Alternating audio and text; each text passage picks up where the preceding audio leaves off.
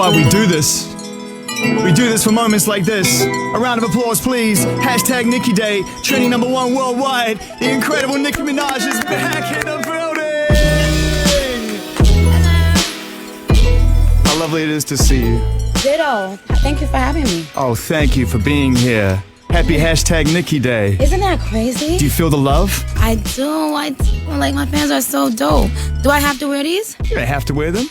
Okay, because I have a bun on, y'all. I don't want us to mess up. No, and you look fantastic. So we don't want you guys are filming. Do you guys film live or just no, audio we're not live? live. No, we're audio live right now. Okay. I sensed the love as soon as I woke up. In fact, I sensed love as soon as you returned with a message, owning your own message as well. You should, saying I have music. Yes. And I have something new, and I'm returning, and I'm back, and it's official. And it feels like the start of something. And we know that you've turned in some incredible verses and had some great moments in recent memory. But this feels like another Nicki startup, doesn't it? Yes, it feels different. I was just saying. I was like, yo, did I do too much just to release like a couple songs? Like, is this like, I don't know. It feels like an album release. It kind of does. And I think that says something to the anticipation of how much people have missed you and want you to be back. And also, I think it says something to the fact that, when you put music out like this and you really make a statement, you say, here's what I'm saying. This is what it looks like. This is what it's going to feel like. And people are like, oh, we've missed it. It's been 4 years. Has it felt like 4 years? It's not been 4 years, though. Oh, I mean, my God, I missed my introduction. I'm so angry. I missed my introduction. I have to rewind. Hold up, I have to rewind. Do it. I have to rewind. Hang on, hold up. Billboard Hot 100 entries. Most Billboard Hot 100 entries for a female artist ever. One of the world's most followed artists on social media. Lost count of how many times you've won Best Female Rapper. The first female rapper to perform at the Super Bowl. Forbes certified. Icon is the word. And most importantly, still the only American rapper to ever successfully pull off a British accent. You should have said that part first. And I'm looking at you, Eminem. Worst American accent ever caught on record, I swear. Thank you for that. Thank you. And I couldn't have done any of that stuff without the most epic fans in the whole world. So, yeah. Thank you. Well, they're tapped in right now, live streaming. Everyone is ready for this moment. Dope. How did you feel this morning when you woke up knowing that it was happening? Or was it happening? Did you get cold feet? I was about to cancel it, yes. How did you know that? What made you say that? I don't know how you knew that. I was about to cancel it. I was like, you know what? Oh my God, why did I do this? Yeah. But yesterday, I went to sleep. I literally slept for like 12 or 13 hours from yesterday because I hadn't slept in like 3 days. Yeah. Because I was like trying to finish stuff up in the studio. Still. And then I was like, I gotta do it now. I mean, I already told the world I'm gonna do it, so I gotta do it. I just didn't know about doing the actual interview. I was fine with releasing the songs. Well, we're fine with you doing the actual interview, and I hope you don't regret it after a few minutes if you feel comfortable. Yeah, I'm okay. I'm all right. Well, look, we're here to celebrate. First and foremost, that's what the fans want. That's what we want. Okay. You don't walk in a room like this after being away for some time, and also after deciding to step away from factual social media at the top of the year where you can message direct and come in this room, and I'm not going to all of a sudden shove a spotlight on you, start hitting your heart straight away. Why did you decide to walk away from social media and actually and kill the noise? Well, because I needed to focus on my album. This is the best album I've ever in my life, ever created. You just announced an album, right? Well, okay. I mean, literally within a few seconds, that was amazing. Yes. Well, yeah, I needed to focus and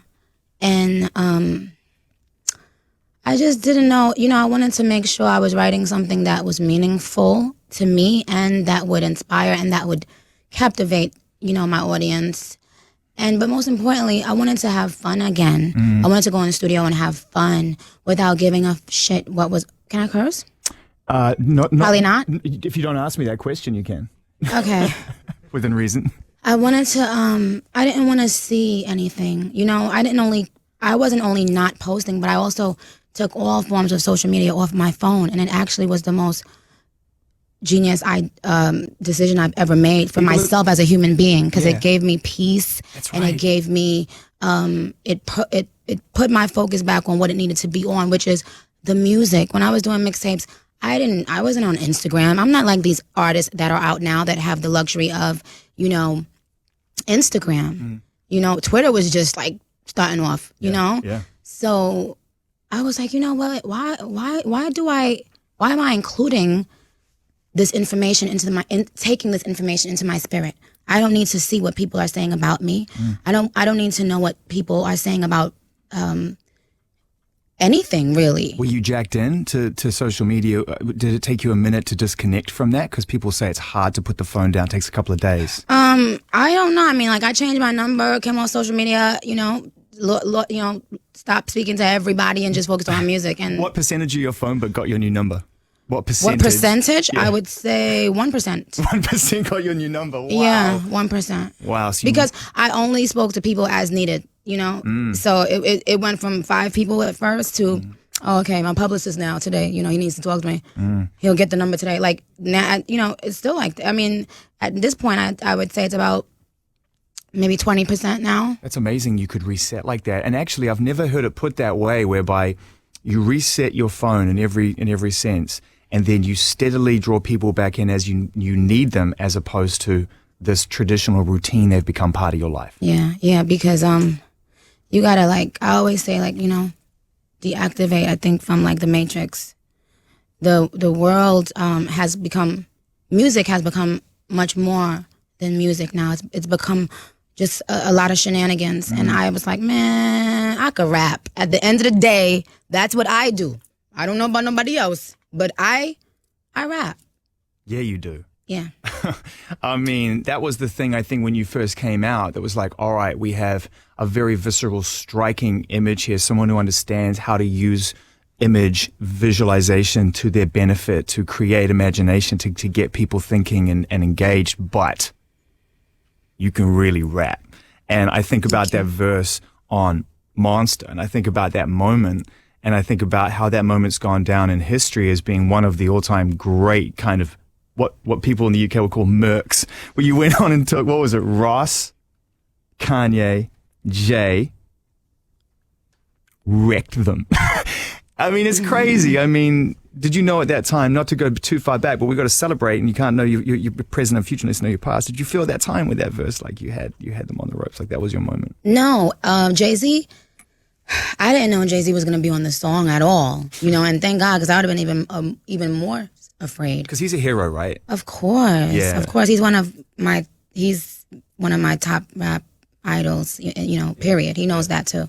And with Kanye, I was extremely nervous. I was out in Hawaii, and I had written a verse for Monster, and he said, I think you could do better. So he was like, just, you know, made me just sit there and start writing out, not raps, but just lines of what I wanted to say. And he told me, now put that into raps. And I was like, okay. I mean, you know, Kanye is a genius, and he created a genius moment with that. So to me, even like the verse, I did a lot of takes of that, what people have come to know as the Monster verse. I did a lot of takes of that, and then he went back in and took like some of the parts that I took out and said, no, you need that in. Like, I was like, no, I don't want all those growling parts and stuff. He was like, no. That's what's going to make it epic. You don't get it. Like, trust me. Yeah. So I trusted him, and that became that. But no, I didn't know I was going to, I knew it was dope.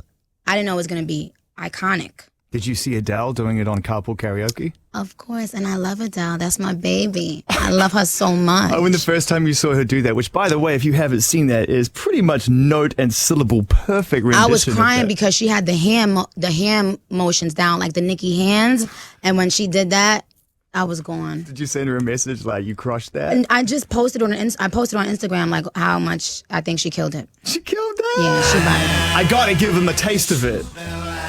Oh, do it. Yes. But we have this moment in time. Are you feeling comfortable? Yes. Increasingly so? Yes. Nicki Minaj. It's real. Hashtag Nicki Day. Feel the love. Send it Nicki's way. She's back. And let's not forget, new music on the way, right? Yes.